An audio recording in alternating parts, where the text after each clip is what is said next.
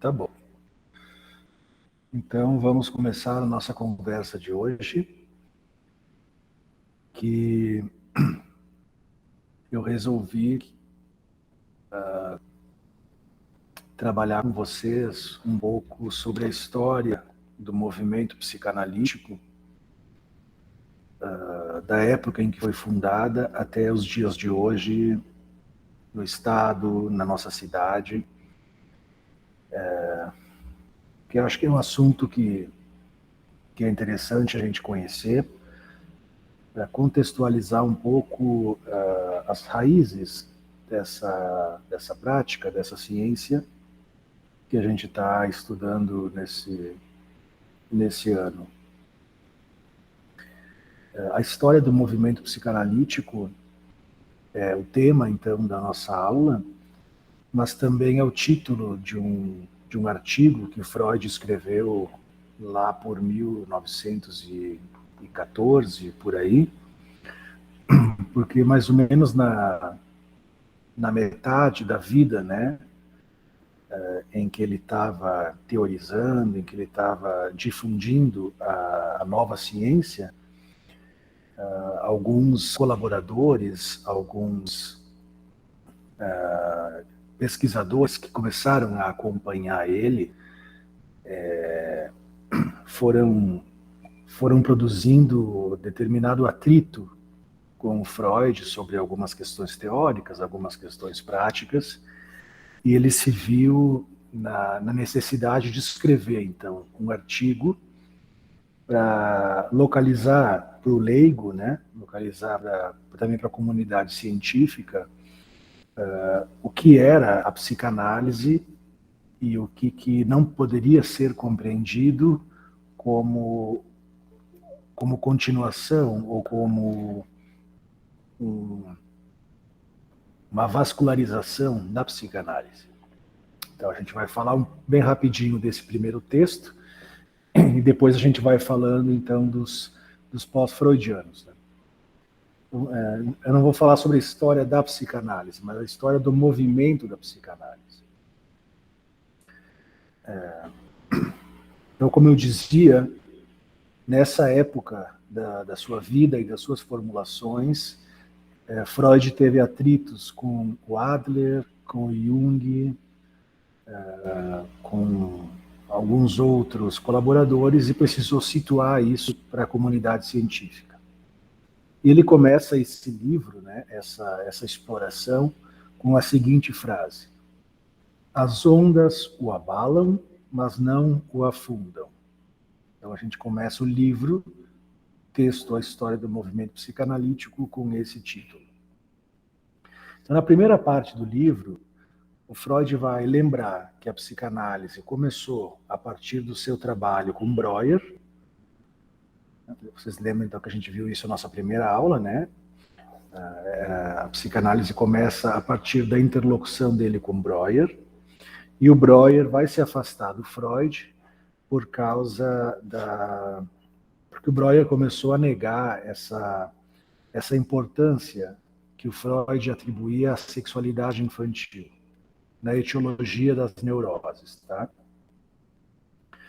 Logo depois disso, em 1896, ele vai apresentar suas descobertas sobre a sexualidade infantil na Sociedade de Psiquiatria de Viena, e as suas descobertas não são bem acolhidas, e ele decide trabalhar sozinho até 1902, ou seja, depois de apresentar suas descobertas em Viena, e essa descoberta produzir um movimento refratário do auditório, ele trabalha 6 anos sozinho nas suas formulações teóricas.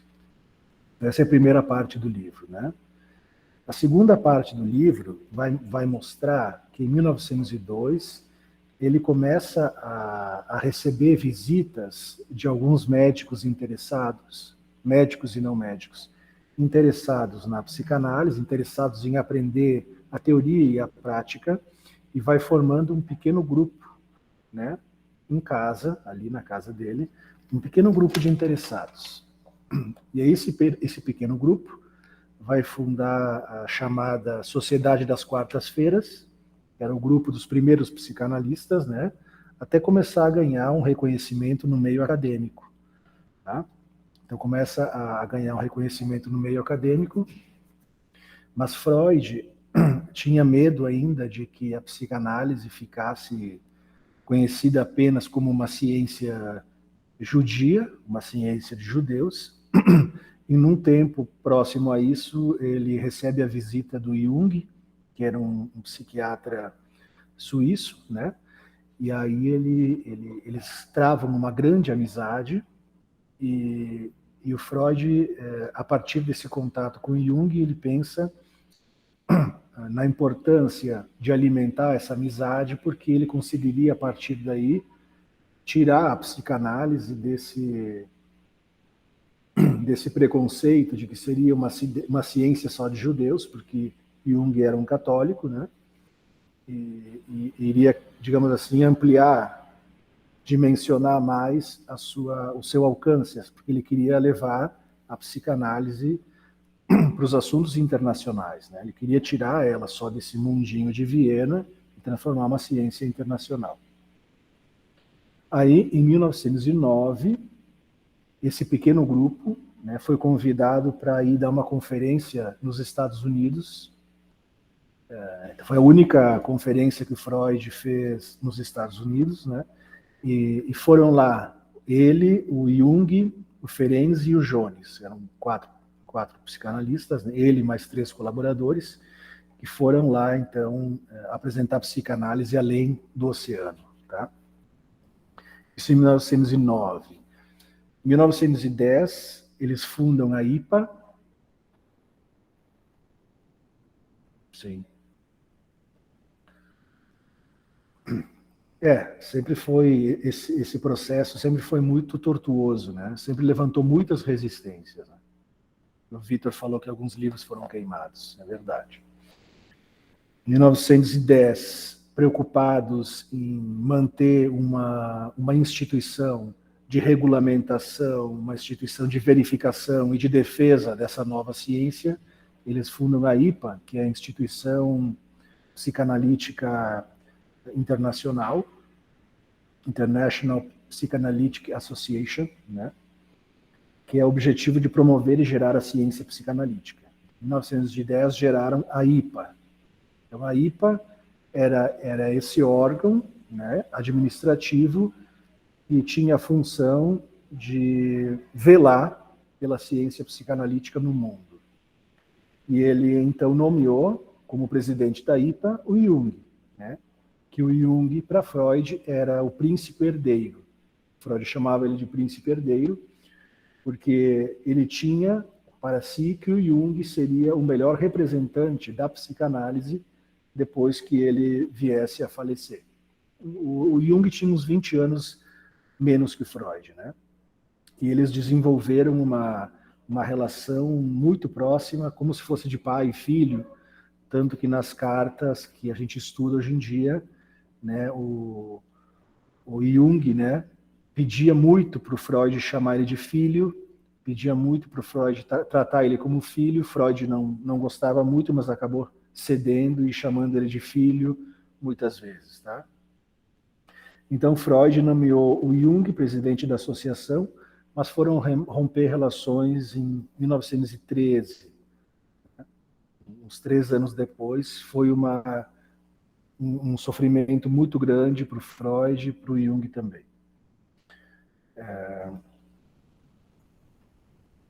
A terceira parte do livro, ele inicia com essa epígrafe. Seja breve, no dia do juízo, isso não passa de um peido. Isso é uma frase do Goethe, que ele inicia a terceira parte do livro. Na terceira parte do livro, ele vai falar sobre as principais deserções desse grupo psicanalítico, que era o Adler e Jung. Então, Adler desenvolveu a psicologia individual, que a gente estudou lá em Teorias da Personalidade, e o Jung desenvolveu a psicologia analítica. Né? Então, ambos foram fundar as suas próprias escolas teóricas. A semente, digamos assim, do conflito com esses teóricos e com outros sempre foi a dificuldade dos seus colaboradores aceitarem a importância que o Freud dava para a sexualidade infantil, como entendimento etiológico do sofrimento neurótico, tá? Então, o Adler era um cara que cada vez mais se dirigia, né, para um entendimento fisiológico, para um entendimento orgânico, para o entendimento biológico das perturbações psíquicas, e o Jung não aceitava muito bem a ideia de libido como sendo uma força puramente sexual, e a etiologia da sexualidade infantil, então eles tentaram manter essa amizade, mas não conseguiram. Então, se vocês tiverem um dia acesso à correspondência de Freud com Jung, de Freud com Ferenczi, de Freud com Jones, vocês vão ver o sofrimento desses personagens, tá? Mas quem se interessar mais pelo assunto, eu tenho esse livro aqui, que acho que é a melhor biografia do Freud hoje em dia, do Peter Gay, Freud, Uma Vida para o Nosso Tempo. É uma biografia que trata de toda essa conflitiva, essa caminhada desse pensador, tá? E Freud, depois de explicar todas essas questões, essas dissidências, ele vai encerrar o livro assim. Como é que termina? Os homens são fortes enquanto representam uma ideia forte. Se enfraquecem quando se apoiam, quando se opõem a ela. A psicanálise sobreviverá a essa perda e a compensará com a conquista de novos partidários. Para concluir, quero expressar o desejo de que a sorte proporcione um caminho de elevação muito agradável a todos aqueles que acharam a estada no submundo da psicanálise desagradável demais para o seu gosto. E possamos nós, os que ficamos, desenvolver até o fim, sem atropelos, nosso trabalho nas profundezas. Então ele ficava muito magoado, né, com esses amigos que se afastavam, porque ele sentia que as pessoas não queriam saber daquilo que realmente é desagradável no ser humano. Ele também tinha uns conflitos com Jung, porque o Jung se interessava muito por fenômenos ocultos, por religião, e Freud via isso como uma parte da psique do Jung que não estava bem analisada. Tá? Quer me ajudar com alguma coisa, Vitor? O que se interessa pelo Jung?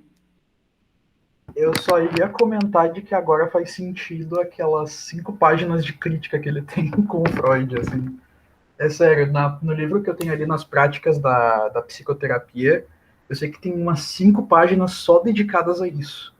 Principalmente as críticas, como já foi dito, né, à sexualidade infantil, porém a definição dele de libido soa muito parecida com a definição de sexualidade infantil, só que ele põe outro nome. Parece que a palavra sexual incomoda ele. E boa parte da teoria ela é um pouco parecida, mas a estrutura da mente que é um pouco diferente, assim. Mas isso sem comentar a parte além, como é que eu posso dizer, da parte que ele mexe com ocultismo, com alquimia, ou com figuras religiosas e com os arquétipos também. É meio viajado, mas eu acho legal. É a minha vibe, assim. E, se eu não me engano, é mais isso mesmo. É bem isso.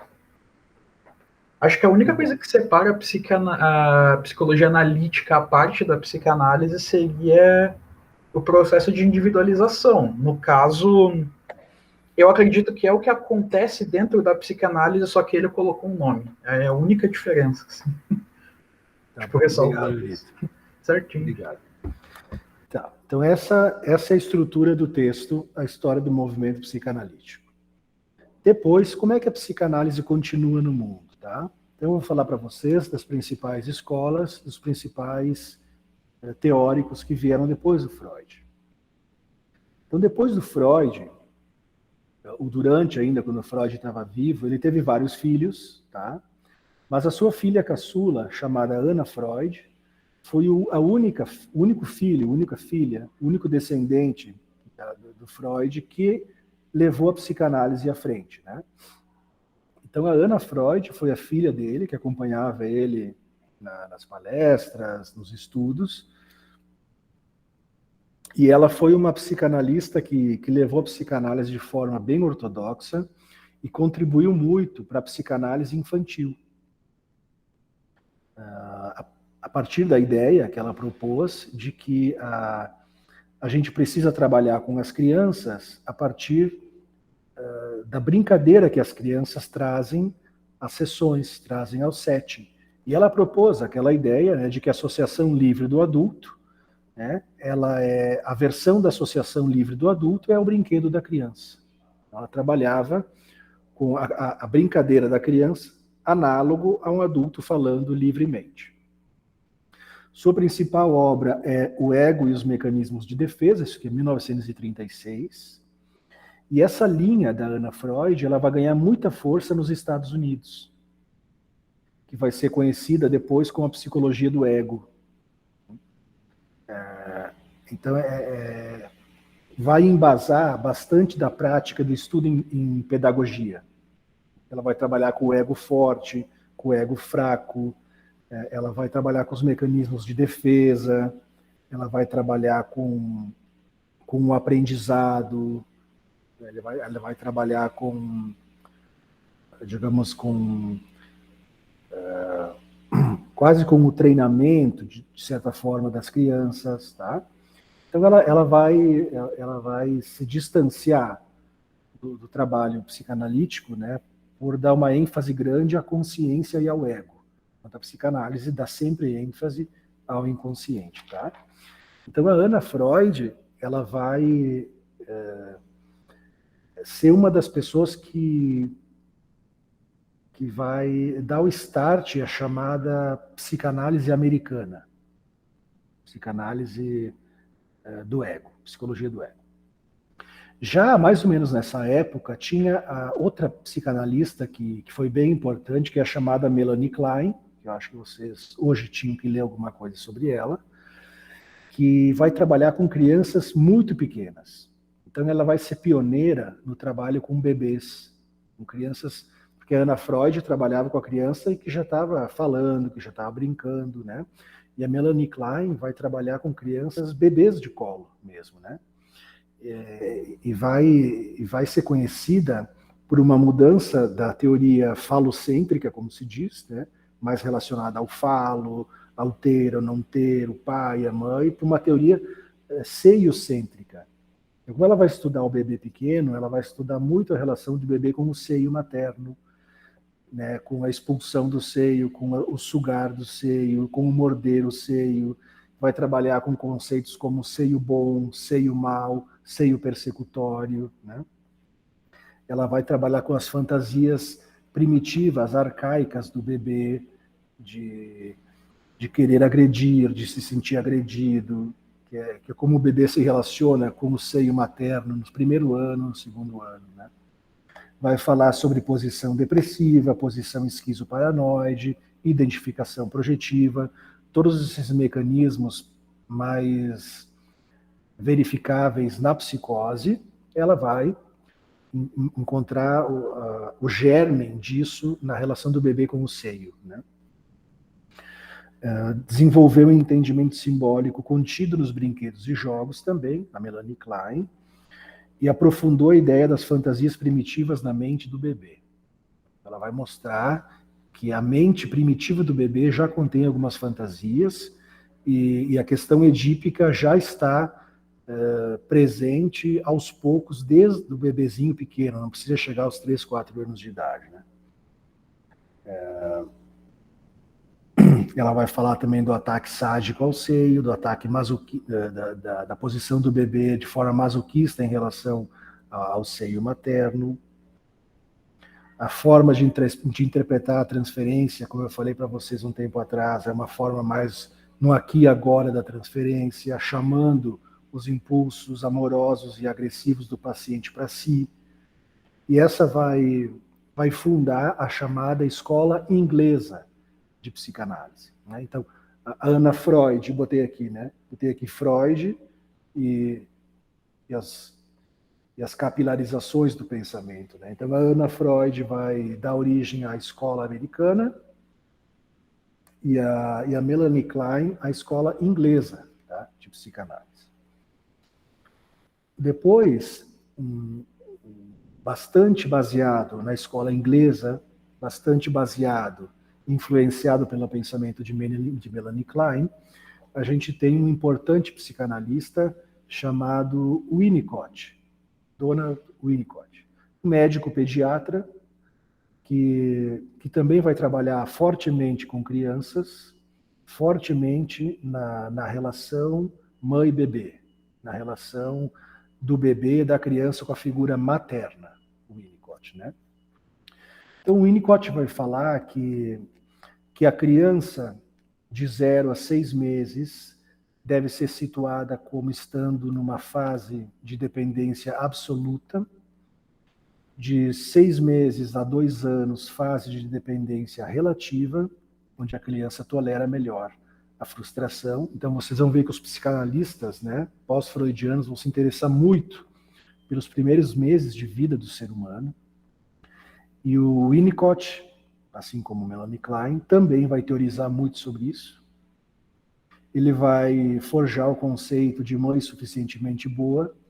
Então, não sei se já ouviram falar disso, mas mãe suficientemente boa seria essa mãe que está em condições de suprir as necessidades físicas, afetivas e psíquicas do seu bebê, do seu filho, sem ser de mais e sem ser de menos.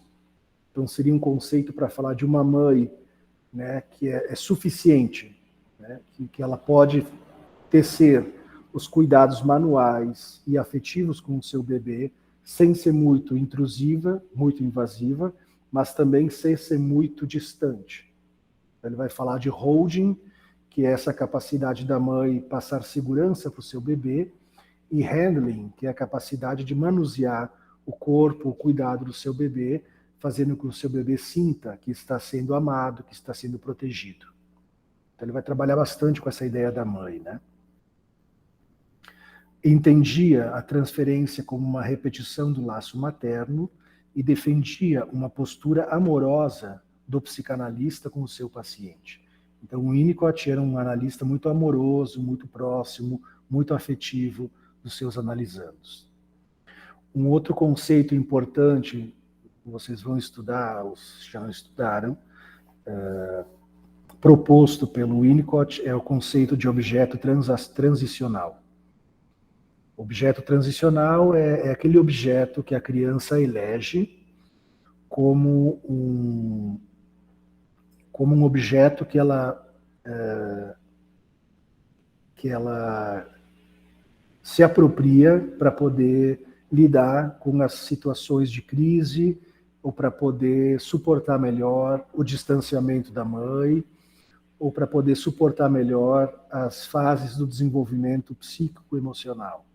Um objeto transicional, vocês tiveram, eu tive também, é o bico, é o paninho, é a naninha da criança, é a fraldinha que a criança conserva, é aquele pedacinho de esponja, né? Aquilo que a gente vai, na primeira infância, na segunda infância, que a gente vai guardando para nós, como se fosse um recurso que a gente pode lançar a mão quando a gente está meio desestruturado, né? Quando o Vitor, primeira vez que eu vim dar aula na faculdade, o Vitor vinha com a bengalinha dele, né? E aí eu brinquei com ele que era objeto transicional, né? Que é esse objeto que a gente se segura para poder atravessar os momentos de crise e que representa, de certa forma, ainda um pedacinho do corpo materno, né? Então a gente tem, na nossa infância, os objetos transicionais. É o ursinho de pelúcia, é alguma coisa que remonta, um cheirinho, né? Que remonta a um pedaço do grande outro que eu conservo para manter ainda essa ligação. Então isso é do Winnicott. Depois nós temos a psicanálise francesa, porque então ela é a via do meio aqui, que ela é sustentada pelo Lacan.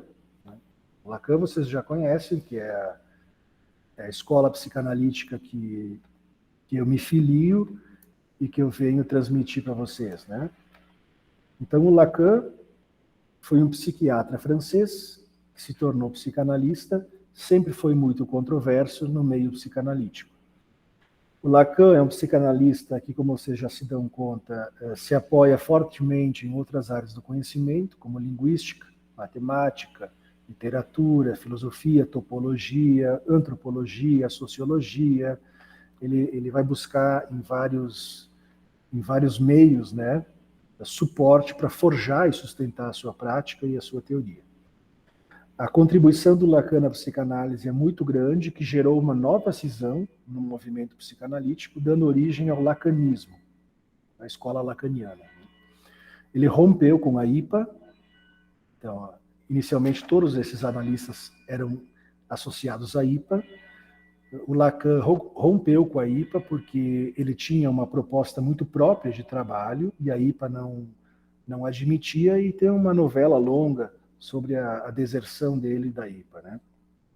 E aí ele foi fundar, então, a sua escola, através dos seus seminários, através dos seus escritos, e ele propôs aquilo que a gente chama de retorno a Freud.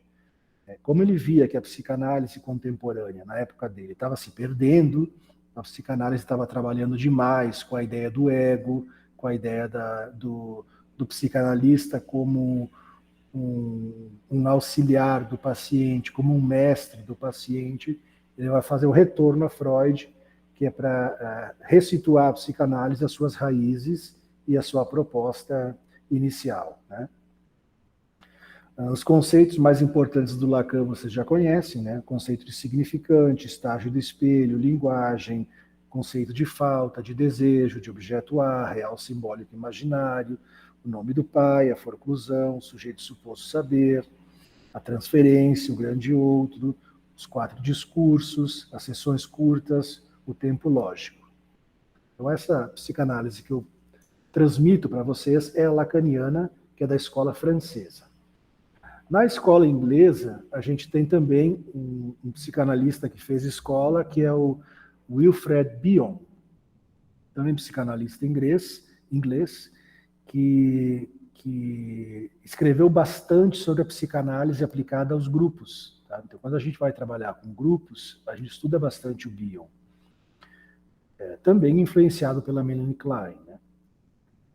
Trabalhou com parte psicótica e não psicótica da personalidade, continente e conteúdo, terror sem nome, que seria o pânico, sobre a capacidade de pensar os pensamentos.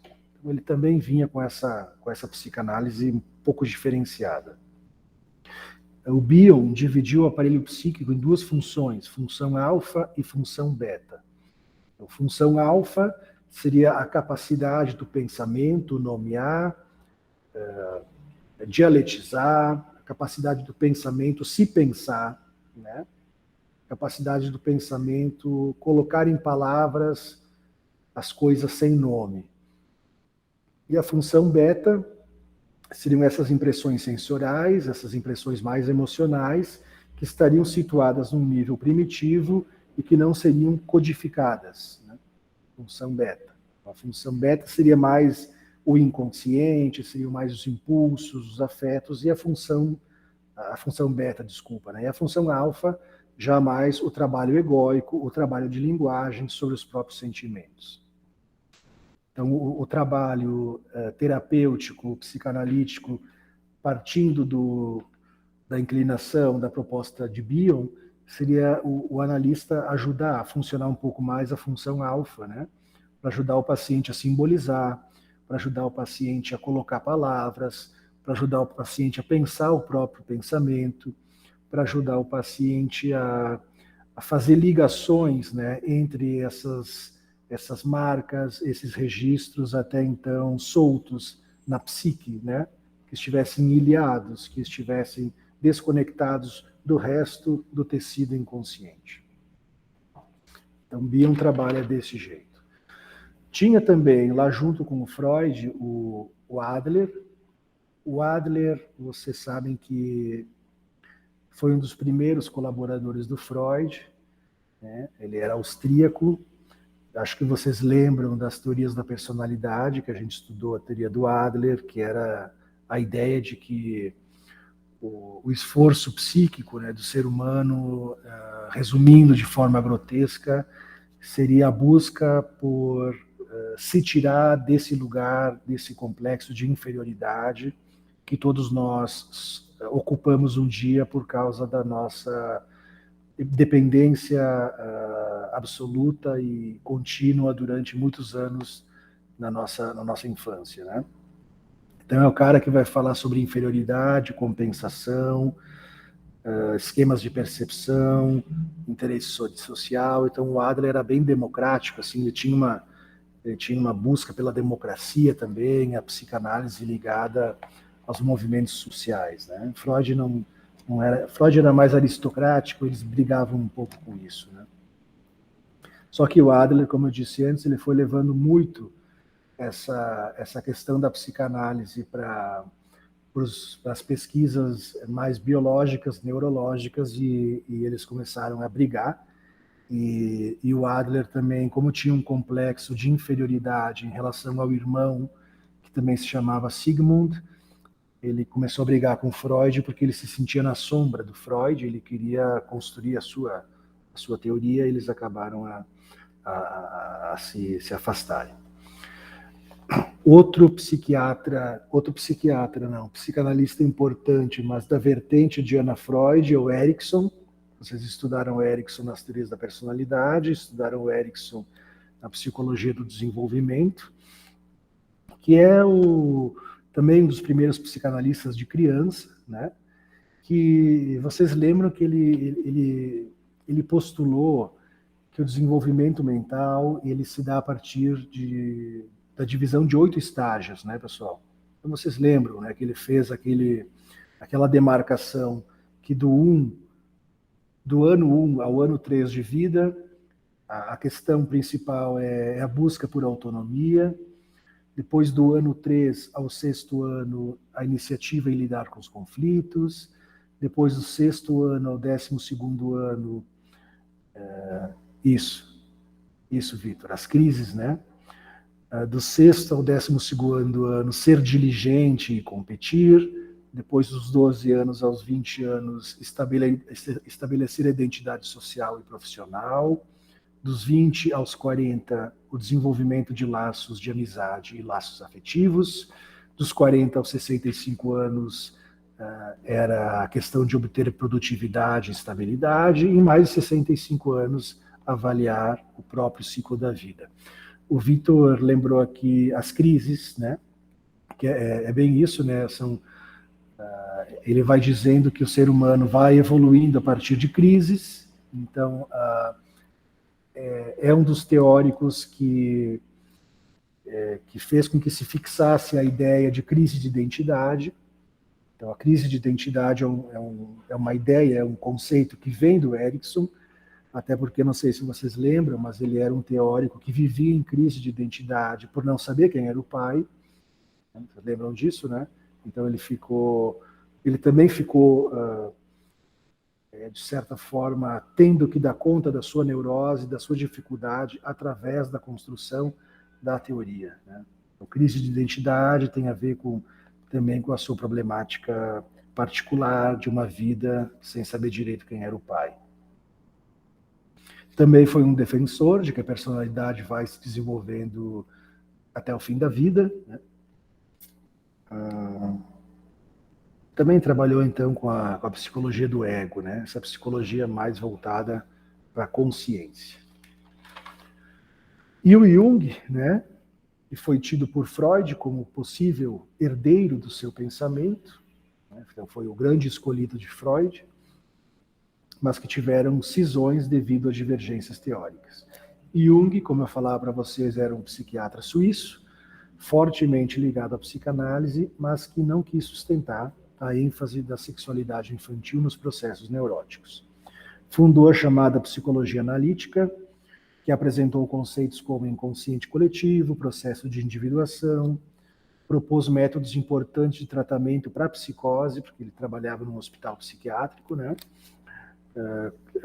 Tratamento para psicose com pintura, com as mandalas, com a expressão corporal, escultura e modelagem, técnicas projetivas. E os principais conceitos do Jung vocês já conhecem, né? O arquétipo, nós estudamos ano passado, complexo, né? A ideia de complexo como grupo de representações psíquicas, né? Que veiculam ou amarram um determinado grau de libido, né? Ele fala do self ou si mesmo, que é essa ideia da totalidade humana, símbolo, que seriam as representações inconscientes, imagens, sonhos, histórias, mitos, e o sintoma, né, que seria um curso de energia psíquica que ficaria bloqueada. O Vitor lembrou também aqui do que, Vitor? Pode escrever de novo. No caso seria persona e sombra, que é o, persona e sombra. São outros conceitos, assim. Também como eu posso dizer, ele tem algumas coisas da psicanálise, só que ele coloca nome. Eu não sei se isso é o ideal, assim, de se fazer. Também... Mas no caso... Como? Sim, esses dois são conceitos também fundamentais da psicologia analítica, né? Sim. Que a sombra seria, tipo, processos que foram reprimidos, em que a pessoa ela tem que aliviar essa tensão, e se ela não alivia, essa sombra pode acabar consumindo ela, porque faz parte do self dela. E ao mesmo tempo tem o persona, que é a máscara que a gente usa em público. No caso, como a gente se porta na frente das pessoas, na frente de grupos, na frente dos pais, na frente dos irmãos, na frente dos amigos. São várias máscaras diferentes, assim, que refletem um pouco do próprio self do indivíduo. E que, ao mesmo tempo, ela faz um paralelo com a sombra. No caso, podem escapar coisas da sombra pela persona, assim. Mas, enfim, é um resuminho bem básico, assim. Obrigado, Vitor. Até mais. Então, o que a gente vai entender da psicanálise, né? Até ali. Então, ela é um corpo de conhecimento científico, moderno e contemporâneo. É uma ciência extremamente jovem, ela tem 100 anos e pouco, né? E que evolui ao longo do tempo. Vai evoluindo, né? Como qualquer ciência, ela vai mudando o seu entendimento, ela vai produzindo novas discussões, ela vai ampliando a sua teoria, ela vai revendo pontos de equivocação, né? O que é desejável e inevitável para um corpo científico, né? Então, desses 8 psicanalistas que a gente estudou, a gente vai... Aqui, eu sei que vocês não leem muito bem, né? Mas a gente vai ver aqui o Freud, que teria os seus primeiros colaboradores, Jung, Abraham, Huntington, Jones, Ferenczi e Sachs. Não botei o nome aqui porque fica muito comprido. Do Freud, a gente tem 3 grandes ramificações, né? A psicanálise americana, a escola americana com Anna Freud, psicologia do ego. Então, nós temos o Erickson aqui como um grande expoente, nós temos o outro lá que eu esqueci o nome também. A escola francesa de psicanálise com Lacan, que foi o grande nome. Depois do Lacan, nós temos a Doutor, o Melman, o Miller, a Manoni, o Laplanche, o Chemamá, o Bergès. Nós temos outros teóricos que a gente estuda muito também.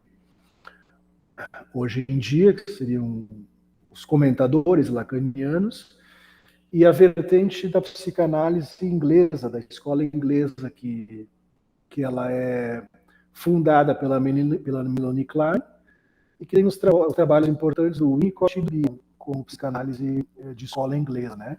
Então, a escola inglesa, Melanie Klein, escola francesa, Lacan, e a escola americana, com Anna Freud.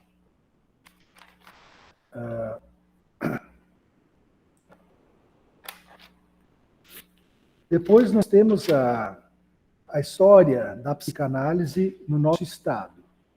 Então, agora falando em Rio Grande do Sul, como é que a coisa começou aqui, né? Aqui nós estamos vendo psicanálise em seus primeiros anos, né? Até 1950, por aí. No Rio Grande do Sul, pessoal, a psicanálise chega pela via médica e filosófica. Os médicos e os filósofos começam a se interessar pela psicanálise.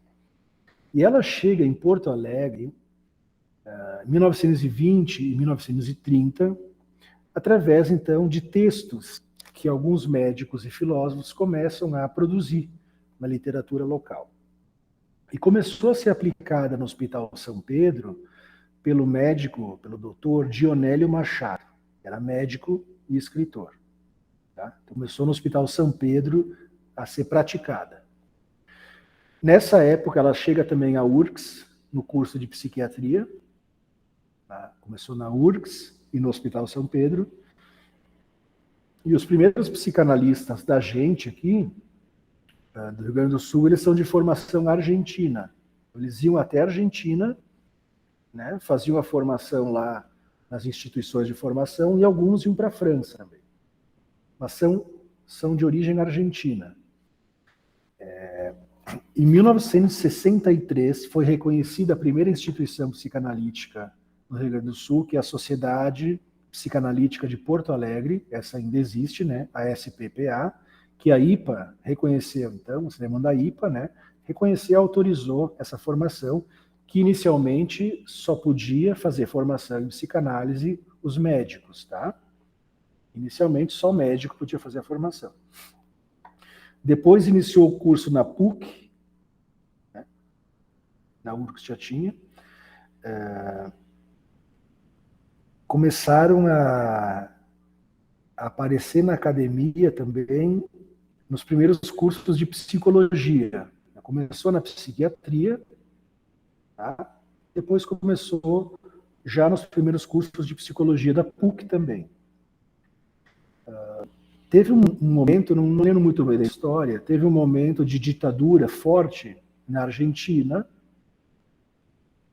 que fizeram com que os psicanalistas argentinos se refugiassem aqui no Rio Grande do Sul, tá?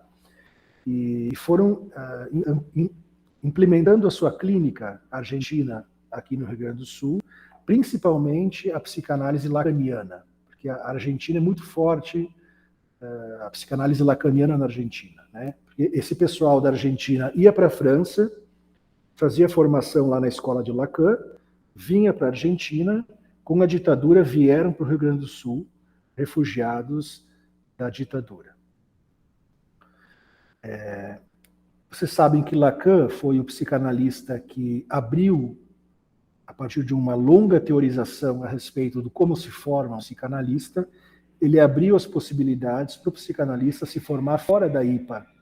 Então, instituições e formações de psicanalistas fora da IPA.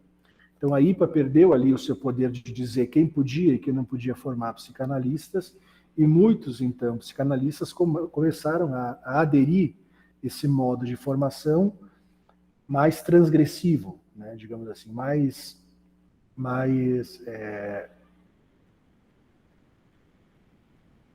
marginal. Então, a APOA, que é a Associação Psicanalítica de Porto Alegre, que é lacaniana, ela foi fundada em 1989 pelo Caligares, o Contardo Caligares, que o Matheus colocou o vídeo lá, e pelo Jerusalinski também, que é um outro psicanalista importante, e no CEP, Centro de Estudos Psicanalíticos, também foi formado pelos psicanalistas que não eram admitidos na Sociedade de Psicanálise de Porto Alegre, né? Então, começaram a se fundar pequenos guetos, pequenas instituições alternativas à IPA. Aí ela foi começando a ganhar espaço na universidade, na graduação, na pós-graduação e nas instituições de formação por todo o estado. Aqui fiz uma brincadeira com vocês, né? Ela chegou na Ideal, então, em 2019, comigo, né? Eu sou representante da psicanálise aqui na Ideal.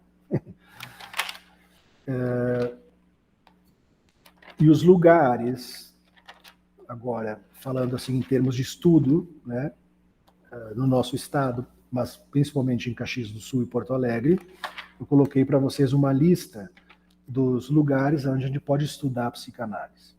Caxias do Sul, né, na CAPES, hoje mudou de nome, hoje se chama Topos, né, que é a Clínica de Atendimento Psicanalítico, Psiquiátrico e Estudos. A CAPS já tem mais de 20 anos. Ela se situa ali em cima do antigo prédio onde tinha a odontoclínica, do lado do posto de gasolina São Pellegrino, aqui na Pinheiro de Machado. Pinheiro Machado, né?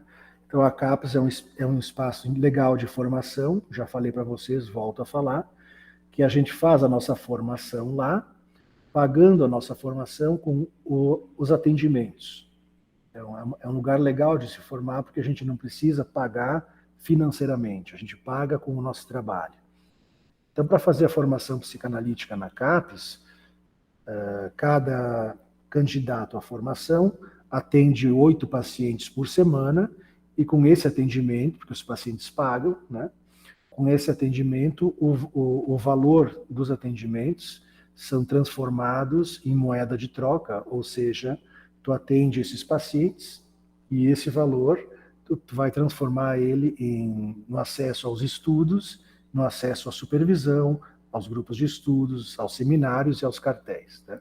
Então é uma forma de fazer uma formação psicanalítica sem precisar retirar o dinheiro do trabalho, retirar o dinheiro da família, né? Tem as escolas de estudos psicanalíticos, que é essa de que eu faço parte, que é lá no Alvorada. A escola de estudos psicanalíticos, ela foi fundada em Caxias, mas a sede agora é lá em Porto Alegre, porque o seu idealizador é o Mário Flaig. O Mário Flaig também foi um dos idealizadores da APOA, mas saiu e agora fundou essa escola. Então tem em Caxias e tem em Porto Alegre. Também escola lacaniana, né? Então a escola de estudos psicanalíticos é lacaniana, a CAPS, ou agora a Topos, também é lacaniana, ou seja, só se estuda Freud e Lacan, e alguns comentadores de Lacan, né? Tem a alternativa do CEP Serra. Então o CEP, lá em Porto Alegre, tem uma filial aqui em Caxias, ainda nova, né? Mas a formação do CEP Serra, ela é mais eclética, né? Então se estuda Bion, Laplanche, Klein, Winnicott, Lacan, Freud. Então se estuda, é um estudo mais generalista, né? Das correntes psicanalíticas. Há pouco tempo atrás tinha a Constructo, que era ali no prédio do Fleming, a Constructo também de Porto Alegre, com filial em Caxias, que se estudava mais Melanie Klein, Laplanche e Sylvia Bleichmann, que agora saiu de Caxias, tem só em Porto Alegre. E Caxias também tem a NUPS, que é do meu amigo psiquiatra Caetano, que eles fundaram faz pouco tempo. Não é um espaço de formação, digamos assim, mas é um grupo, né, de pessoas que se interessam em estudar a psicoterapia psicanalítica na Serra Gaúcha. Então eles estudam também de forma bastante variada Freud, Melanie Klein, Winnicott e Bion. Então, deixa eu ver, 1, 2, 3, 4, 5. Né? 5 espaços importantes de estudos e formação em psicanálise em Caxias. Porto Alegre, sem contar a especialização em psicanálise que tem na UX, né? E acho que, por enquanto, especialização lato sensu só na UX, por enquanto, que é especialização em abordagem psicanalítica do sujeito contemporâneo, que eu acho que é bem boa também para quem quer estudar.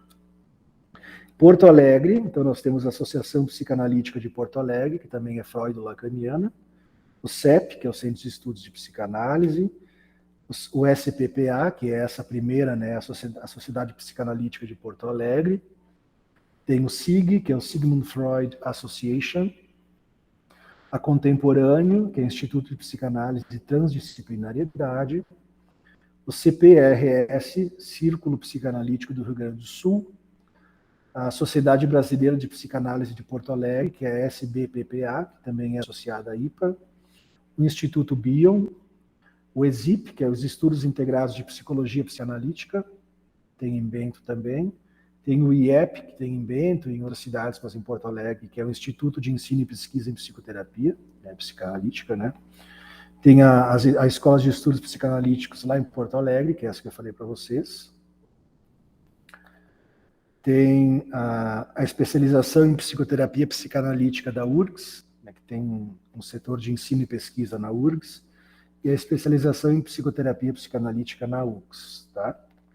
Então vocês veem que a gente tem uma gama bem ampla de alternativas para formar, estudar e se especializar em psicanálise. Gostaria de ouvir vocês um pouquinho, se ficou dúvidas, se ficou perguntas, comentários, algumas informações que acharam mais importante. Vitor, pode começar falando?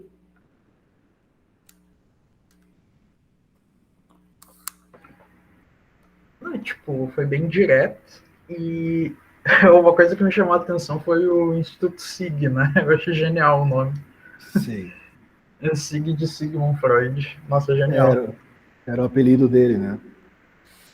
Sim. Se eu não me engano, esse não era nem o nome de verdade dele. Ele tinha um outro nome, o Freud. Era Sigismund, tinha um S no meio do nome, Shlomo Freud. Que nome complexo. Mas é bem interessante. Digo, eu pretendo dar mais uma aprofundada assim nessas outras visões, assim, porque eu quero tentar me desprender um pouco do Jung, que foi a área que eu mais que mais me puxou para a psicanálise, assim, justamente o Jung. Eu sei que ele também ajudou bastante na criação das teorias, assim, tanto que eu faço diversos paralelos com ele, assim, mas também porque ele ajudou mesmo, ele estava lá junto. Ajudou, sim. Então tem muita coisa parecida. Principal colaborador, né? Uhum. Mas esse Sim, seria Fernanda. meu comentário, assim. Obrigado, Vitor. Sim, Fernanda. Professor, eu li em algum lugar sobre a Melanie Klein e falava de, acho que é superego bom e superego mal, se eu não me engano. Só que a explicação que tinha lá eu não consegui entender muito bem, até procurei em outros lugares, mas eu não entendi a que se refere esse bom e mal. Olha, eu não sei de superego bom, superego mal. Eu sei de seio bom e seio mal. Eu li superego, até em outro lugar falava aterrorizante e não lembro a outra palavra. Um lugar falava isso e outro bom e mal, daí eu não entendi muito bem. É que não é a minha especialidade, né? Mas a ideia do bom e do mal é o seguinte, né? Ela vai dizer que quando a criança é muito pequena, né, ela chama isso de fase esquizoparanoide, né? Ela vai dizer que quando a criança é muito pequena, ela vai entender que tudo aquilo que dá prazer, que tudo aquilo que conforta, que tudo aquilo que produz sensações boas, ela toma para si como sendo parte dela. Né? Então, a gente chama isso de seio bom, né? É aquilo que é bom, ela toma como sendo parte do seu eu. E tudo aquilo que gera dor, desprazer, desconforto, ela vai entender como sendo parte do mundo externo. Então, que seriam os objetos persecutórios, né? Aquilo que é ruim, aquilo que me faz mal, pertence ao mundo fora, e aquilo que é bom pertence a mim. Então, essa ideia do bom e do mal é isso, né? Aquilo que é bom está integrado à minha psique, no caso, a primeira relação com o seio, né? O seio, que seria um grande veiculador do corpo materno e das intenções maternas, quando é bom, pertence à relação eu e mamãe, ou eu, e quando é ruim, passa a ser um objeto persecutório, que é como se fosse algo ruim lá de fora que quer me fazer mal. Então, esse mecanismo que ela chama de esquizoparanoide tem a ver com essa dinâmica primitiva da psique, né, em projetar no mundo externo aquilo que é ruim como sendo do outro e incorporar e se apropriar como meu aquilo que é bom. Que é um mecanismo que a gente vê nos adultos, que a gente vê nas relações das massas, da coletividade, né? Até hoje, né? O que é ruim, o que é feio, pertence ao externo e me persegue, então, digamos assim, seria o seio mal, seria esse pedaço que me quer mal, que me quer agredir, que me quer destruir, né? E aquilo que é bom tem a ver comigo. Tudo que é meu é bom, tudo que é meu é paz, é bem-querer, é iluminado, e tudo que é ruim pertence ao outro. Então, a semente desse tipo de dinâmica, a criança vai construir já na relação com o seio. E aquilo que a criança, quando a criança, por exemplo, agride o seio da mãe, morde o seio, arranha o seio, quer destruir o seio, a criança, por não conseguir integrar essas sensações ruins como sendo dela, ela vai projetar no seio e sentir que é o seio que lhe quer fazer mal. Que é a dinâmica paranoide, né? Dinâmica paranoica. Aquilo que é ruim em mim, aquilo que diz respeito à minha agressividade, à minha hostilidade, ao meu desejo de morte, por eu não conseguir integrar ao meu eu vou sentir que isso vem de fora, né? É alguém que me persegue, é alguém que quer me destruir, é alguém que quer me aniquilar, mas na verdade são sentimentos meus que eu não consigo integrar ao meu ego. Então isso tem a ver com o seio bom, o seio ruim. Se tu leu o superego bom, o superego ruim, eu não conheço, mas se tu leu, está dentro da mesma dinâmica, né? Da dinâmica infantil, de não conseguir integrar o bom e o ruim no mesmo, na noção de si próprio, na noção de self, na noção de eu. Que é o que a gente faz, por exemplo, a gente vê isso hoje nas questões político-ideológicas, né? O meu partido, a minha ideologia é boa, tudo que é ruim vem do outro, né? E as pessoas vão fazendo esses mecanismos extremamente arcaicos e primitivos da psique na vida política, religiosa, filosófica. Deu para entender, Fernanda? Sim, deu para entender agora. Obrigada. Então, é mais ou menos isso, né? Tu tá dando mamar pro teu bebê, né? E o teu bebê está frustrado porque essa teta não vem quando ele queria, ou porque a teta não sai muito leite, né? Ou porque a mãe está nervosa e o seio está meio petrificado, o bebê agride essa teta, esse seio, só que como ele não consegue integrar essa agressão, ele vai sentir que é o seio que lhe agride, né? Então fica o seio mau, o seio persecutório. Cleneci, tu chegou tarde, tu não conseguiu acompanhar a nossa aula? Não, eu tava no médico. Tô ruim. Meu Deus. Só cheguei agora. O que tu tem? Inflamação nas amígdalas? Ele acha que é uma gripe, dor de garganta. Mas agora ele me medicou já. Então tá, então fica em silêncio para não prejudicar. Certo. Mas só para contextualizar, nós estávamos falando da história do movimento psicanalítico, os pós-freudianos, e como os psicanalistas posterior a Freud foram desenvolvendo suas teorias até a gente chegar na psicanálise contemporânea mesmo, tá? Joyce, tu conseguiu ter alguma interrogação, ter alguma pergunta ou algum comentário sobre essa história toda?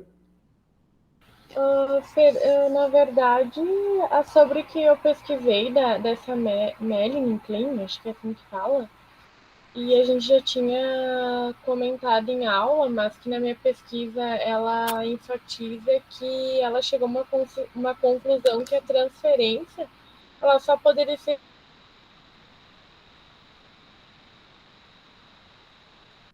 A transferência? Desculpa, não deu para escutar.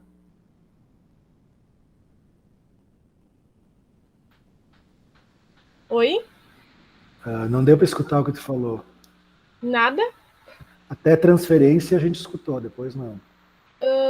Só poderia acontecer a transferência se a sala de jogos ali que ela ocupava para fazer ali a terapia, não, o atendimento fosse fora, né, do ambiente pessoal, não fosse em casa, né, que a gente tinha comentado que Freud tinha o consultório dele em casa, né, não tinha esse ambiente separado, e ela enfatiza a importância de acontecer a transferência quando fosse separado, né, o local pessoal do trabalho. Isso. Agora tu falando, eu me lembrei assim de falar para vocês que sim, né, a Melanie Klein, ela tem colaborações muito importantes, mas ela pisou na bola bastante, atribuindo interpretações e signos, né? Agora você já sabe o que é um signo, atribuindo interpretações e signos excessivamente à brincadeira das crianças, tá? Então ela se antecipava, né? E a criança brincava com um caminhãozinho, com um bonequinho, com uma almofada, com uma caneta, e ela atribuía significações a esses brinquedos, a essas brincadeiras, né? A partir do seu imaginário, e não a partir do que a criança trazia. Então ela teve as contribuições, mas também teve os seus atrapalhos, né? Porque ela fazia isso que a gente chama hoje de interpretação selvagem, né? Que é essa interpretação que parte da ideia, né, do imaginário do analista e não do que o paciente traz, né? Então a criança brincava com um trenzinho, brincava com uma bonequinha e ela fazia a interpretação dela. Bom, é claro que, né, como ela trabalhava com criança muito pequena, criança, digamos, em estágio pré-verbal, que não conseguia articular a fala ainda, de alguma forma dá a entender por que ela fazia isso, né? Mas aí ela faz uma atribuição de significação excessiva para o brincar, e depois isso também vai um pouco para a clínica do adulto, né, onde o trabalho de interpretação é muito forçado, né? Muito forçado, assim, é uma coisa que impõe o paciente o tempo inteiro contra a parede, assim, pelo menos na época dela, né, de ficar atribuindo significado a tudo, tá? Mas que bom que tu lembrou, porque ela é isso, Vitor, isso aí, né? Essa coisa às vezes um trem é só um trem, às vezes um charuto é só um charuto, né? Que é essa crítica, né, que às vezes as pessoas com razão atribuem a algumas práticas psicanalíticas, né? Mas como eles eram pioneiros, eles tinham direito também de errar e cometer as suas gafes, né? Freud errou muito, né, na sua clínica, porque ele foi construindo a teoria, ele nunca negou, né, os seus deslizes. Hoje a gente mais aparelhado, a gente consegue ler a obra e identificar também coisas que não servem mais, coisas que servem, mas é isso que faz o pesquisador e o descobridor, né? Matheus, o que tu consegue colaborar sobre a tua escuta dessa história toda da psicanálise? Rio Grande do Sul, Caxias, ou da psicanálise inglesa, alemã. Como é que soou isso tudo para ti? Eu acho bem interessante quando pega, assim, desenvolvimento histórico, assim, né? Como que vai se formando, assim. Eu sempre gosto, né? Porque, paralelamente ao desenvolvimento da teoria de cada um, tem um drama acontecendo ali, né? Tem um drama. Caligares comenta sobre essa questão, assim, de nomeação de leis, né? Que nem tu comentou da história do Adler, que ele, né, fez a psicologia individual, se rompeu com o Freud, né? Ele queria, que nem tu comentou, fazer com que a teoria dele, né, se alçasse acima das outras. Então, tipo, essa vontade que a gente tem de nomear, né, o sistema não é interessante, né? Às vezes de querer responder uma pergunta, né? É. Bem interessante, assim. Obrigado, Matheus. E tu, Brenda, o que te chamou a atenção disso tudo? Eu estava refletindo agora que até isso da Melanie Klein, eu vi essa aula ontem, daí eu li um pouco sobre ela, dos jogos, né, de ela usar os jogos, que diz que foi ela que surgiu com essa ideia, né, dos jogos para utilizar com as crianças.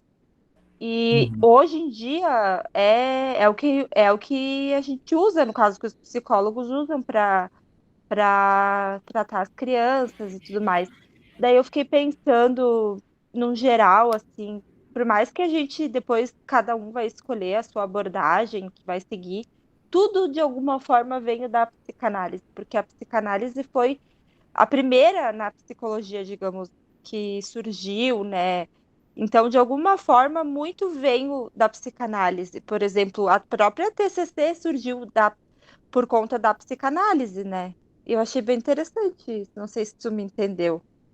Sim, eu concordo. Uhum. Porque como É que foi, digamos, o primeiro tratamento que surgiu, né, para é que a, pro e a psicologia, ela mais ou menos nasce junto com a psicanálise, né? Só que a psicologia, isso. ela nasce fortemente numa proposta maior de estabelecimento de uma ciência, então ela vai bastante para o campo experimental, né? De fundar as bases de uma ciência, e a psicanálise vai direto para a questão da terapêutica, né? Então, enquanto a psicologia ia estabelecendo as bases que podiam tornar a psicologia científica, a psicanálise nasce da psicoterapia, né? Do tratamento, no É, caso, do né? tratamento, né? Então vem daí os principais ideias, né? Eu Tanto achei bem interessante isso. e essas Que mulheres, né, a Melanie Klein e a Ana Freud foram as que fundaram os princípios de como atender uma criança em sofrimento psíquico. sim, e depois elas ficaram uma contra a outra, né? Sim, Eu li isso, que elas tinham ideias controversas. porque a Ana Freud, ela trabalhava, né, com as crianças já em fase verbal e com a ideia de complexo de Édipo, né, como se o complexo de Édipo fosse existir na vida mental aí pelos 3, 4 anos. E a Melanie Klein dizia que não, dizia que a semente, né, o germe do complexo edípico já está no bebê, né, na medida em que o bebê começa a vivenciar relações a três. Então elas brigavam muito por causa disso. Sim, e daí tinha um paciente que a Melanie Klein estava tratando, morreu com 11 meses, né? O primeiro paciente, alguma coisa assim. Eu fiquei pensando que, de certa forma, todo esse início era perigoso também, né? Muito perigoso. Dependendo da intervenção, o que elas faziam podia afetar de forma grave, assim, as E crianças. a Melanie Klein, ela foi uma das primeiras psicanalistas não médicas, né? A Melanie Klein era dona de casa. Ela não tinha formação assim, ela foi fazer depois, né? Depois ela se tornou uma assistente social, né? Melanie Klein. Não era psicóloga, nem psiquiatra, nada. Ela é uma dona de casa que se interessava pelo assunto, né? E fez escola. Sim, Matheus. Agora eu não lembro o nome, mas uma predecessora, assim, ali da Melanie Klein, parece que ela foi enforcada, né? Não, enforcada não, foi estrangulada por um paciente. Acho que era um adolescente, tinha algo assim no texto agora, que eu me lembrei. Não sei. É verdade, É? eu me lembro também. Sim, mas acho que foi tipo assim, não a Melanie Klein, antes, assim, a geração antes, sabe, Bernardo? É que ela Sim. ela tava tratando um sobrinho, não foi, Matheus? Isso, era E um daí negócio, isso. e daí ela foi até o caso, foi bastante abafado por conta de que não sei se Freud que diz que não se deve tratar pessoas da mesma família e não sei o quê. E ela Sei. estava fazendo tratamento, tratando o sobrinho dela e ele matou ela. Isso aí. Uma coisa assim também que eu me lembro. O Freud também chegou por um tempo a tratar a própria filha contra os próprios princípios, né? Jung também tratou a própria esposa, né? Na verdade, pelo que eu sei, ele não amava mais a esposa, eles não se entendiam mais e ele foi tomar a esposa em análise, né? É que no começo, assim, da psicanálise, esse pessoal se encontrava, né, na casa do Freud, e eles ficavam trocando sonhos, experiências particulares, ficavam trocando seus conflitos familiares, e um interpretava o outro. Era uma coisa muito louca, assim, né, porque eles estavam descobrindo a ciência, né. Então, às vezes, eles tomavam um familiar em análise, eles interpretavam o sonho dos colegas. Bom, o Jung e o Freud brigavam muito, né, por causa disso, porque o Freud interpretava umas coisas do Jung, interpretava que o Jung tinha uns instintos meio agressivos contra o Freud, aí o Freud e o Jung não aceitava, era uma confusão. Hoje em dia isso não existe mais, né, mas... O que vocês acharam da história da psicanálise no Rio Grande do Sul? Interessante, né? Não imaginava que tinha vindo da Argentina, Bernardo. Da Argentina, né? Mas eu já vi bastante, assim, palestra, assim, de psicanalista argentino, né, falando, assim. A gente vai escutar os mais velhos aqui de Porto Alegre e todos têm um sotaque, né? Uhum. Um sotaque é porque eles são de lá, né? O Jerusalimski é um dos principais, né? Uhum. Tem aquele também, o Ricardo Goldenberg, que tem um sotaque, assim. O Caligares, que é italiano, que veio para o Brasil, ajudou a fundar a POA. Tem umas figuraças aí. E Bernardo, tu chegou a ler aquele Carta a um Jovem Terapeuta? Sim, várias vezes. É bom? É bom, É então? bom. É bom. Acho que esse aí depois que eu vi ele falando, esse aí eu vou ter que ler. Pelo menos esse aí, sabe? Que nem eu coloquei no... É muito bom, pelo jeito. Que nem eu coloquei lá no grupo, né? O Cartas a um Jovem Terapeuta, é um livrinho de bolso. É bom ter quando a gente começa a trabalhar na clínica, né? Ele desmistifica bastante, assim, as coisas que a gente acaba se amarrando, assim, para ter um pouco de segurança, né?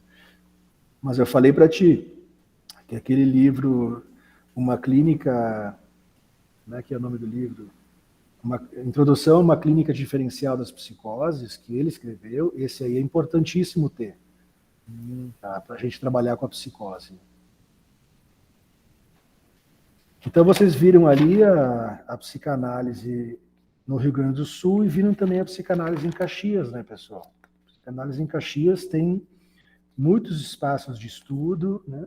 Tem muitas possibilidades de formação. De formação tem 3, né? Mas de estudos tem mais. Então, quem quiser, depois de se graduar, ou antes até de se graduar, começar a se aproximar dessas escolas, desses institutos de formação, acho interessante, né? Ali na Topos, por exemplo, e na Escola de Psicanálise, que são as 2 instituições que eu fiz a minha formação, vocês podem participar de seminários, assistir palestras como estudante, né? Isso não é caro, isso vai enriquecendo vocês antes mesmo de vocês se formarem, tá? Então, a escola e a Topos, tá? Tá bom, pessoal?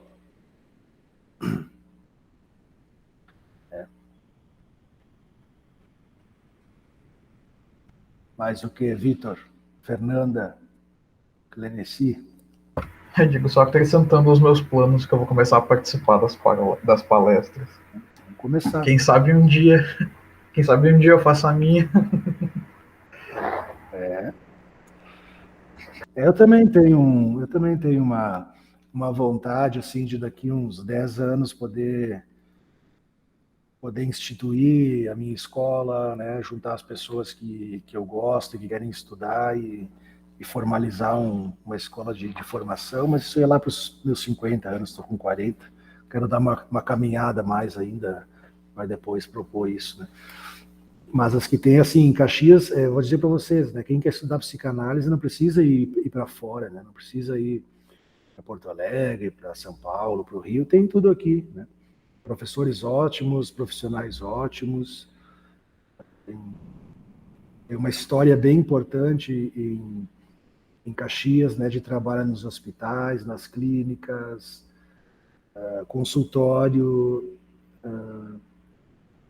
particular, né, começou com a psicanálise, ela é bem forte ainda, supervisão, então tem trabalho, né, tem espaço para estudar, tem colegas para poder se se juntar e trocar experiências. Então, a nossa função, né, é fazer a psicanálise continuar essa história bonita, né, que começou lá em 1900 com um homem só, né, que a partir do seu sofrimento, né, porque Freud é um cara que sofreu demais, né, que a partir do seu sofrimento criou uma ciência nova, e essa é uma ciência nova, ainda jovem, né, de 100 e poucos anos. Ainda é meio surpreendente, assim, ouvir que ela só tem 100 anos, assim. Dá 121, né? 121 anos. Sim, é incrível. 121. E acho que ela não tem como se apagar, né? Porque as pessoas estão sempre renovando, sempre produzindo. Hoje em dia, a gente tem autores muito importantes, né? Como o Charles Melman, o Zizek. Você conhece o Zizek, né? Que é aquele sociólogo e psicanalista que também trabalha muito com a psicanálise. Sim, o menino da Coca-Cola. Tem a psicanálise muito associada à filosofia, no meio acadêmico, e se propõe a fazer esse trabalho de escuta e valorização da subjetividade, né? Enquanto uma forma de lutar contra o mal-estar contemporâneo, né? Então, a importância da psicanálise, da história psicanalítica, sempre por mais que avancem, né, o conhecimento científico, sempre está em defesa da palavra, da subjetividade, da singularidade, do desejo, da psique, né? Então, sempre vai ter espaço, né, para impedir que a ciência, que tenta dar conta da mente humana, para impedir que ela se feche, né, num tipo de excesso de biologia, né, excesso de ciência cerebral, né, que não tem a ver com psicanálise, nada disso. Então elas vão se proliferando, né, na cultura e vai seguindo. Nós, psicanalistas, temos um compromisso ético com a nossa ciência de defender esses estudos, de defender esse conhecimento e essa prática, né. Por isso que muitas vezes as pessoas brigam, né? Brigam porque é uma questão de causa política, né? Vou falar para vocês da política da psicanálise como a política que vem em defesa do impossível, do real, do desejo, da palavra, da subjetividade, da fala, né? Tudo isso. Então tá, pessoal. Então assim, ó, sobre isso eu deixo para vocês então 2 dicas, né? Quando vocês se formarem, querem estudar psicanálise, vocês têm aqui em Caxias a Topos, que é essa que eu falei que vocês podem fazer a formação só com os atendimentos de vocês. Então é a formação que eu fiz, porque quando eu me formei não tinha trabalho, não tinha dinheiro, né? Então eu fui lá atender, ganhar experiência e fazer a minha formação. E em paralelo tem a Escola de Estudos Psicanalíticos, e vocês também podem fazer esse percurso de formação lacaniana, aberto, que vai conforme o desejo de vocês, que vai conforme, né, a sintomática e o interesse de vocês. Então vocês vão transitando pela escola a partir do que interessa e do que chama a atenção de vocês. E a gente tem o CEP Serra também, que é essa formação mais protocolar, né, de 3 anos de formação, estudando todos os principais teóricos, e depois sai ali, digamos assim, formado em psicanálise, né? Volto a lembrar que a formação de psicanálise não é acadêmica, não existe título de psicanalista, carteirinha de psicanalista, certificado de psicanalista, não existe conselho profissional de psicanalista. Sim, Matheus? Ali na Escola de Estudos Psicanalíticos, eles não é só a escola, né, professor? Eles atendem também, se tu quiser. Sim, um atendimento ali. Tem atendimento, assim como a Topos, a população que por alguma situação de dificuldade financeira não consegue sustentar uma formação, uma análise em consultório particular. Então, tanto na escola como na Topos, a psicanálise é um preço mais acessível, né?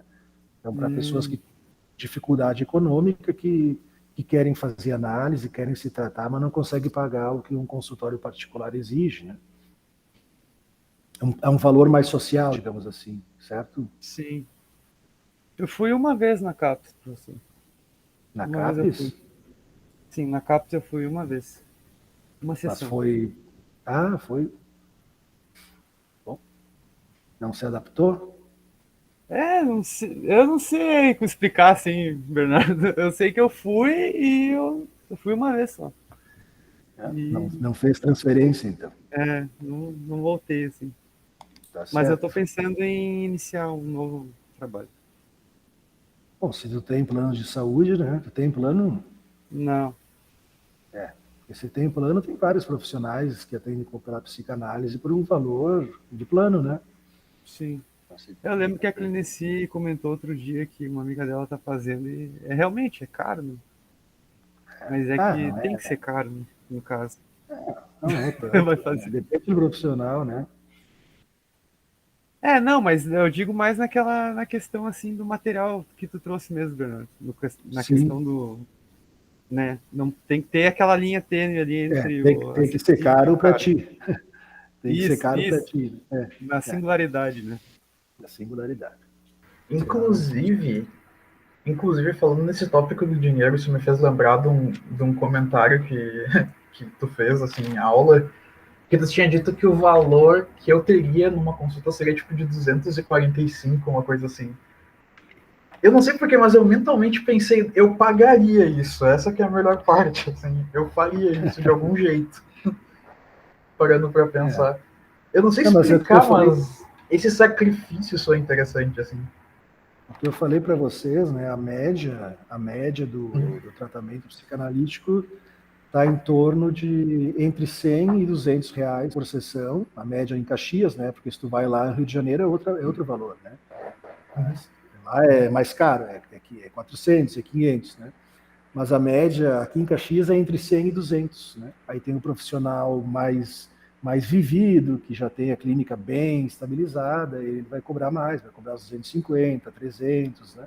E tem aquele também que está começando, que atende por menos de 80, mas que também faz um bom trabalho. Mas a média, né, para a gente se basear assim, entre 100 e 200, 150, 180, mais ou menos o que o pessoal tá cobrando, assim, quem está há um tempo já clinicando. Então, vocês veem, não é nada impossível, nada fora da possibilidade, né? Tá, turminha?